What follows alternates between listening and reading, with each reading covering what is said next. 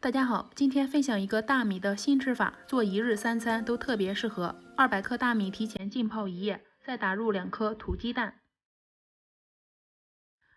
大米鸡蛋充分拌匀之后，放到料理机里面，再加入300克的清水，打成米浆。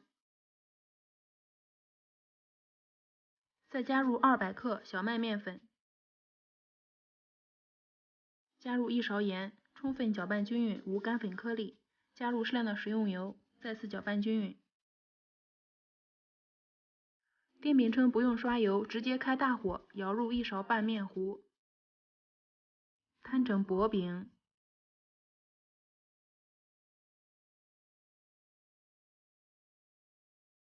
盖上盖子，焖上20秒，之后再翻个面。盖上盖子，再焖10秒，就可以出锅了。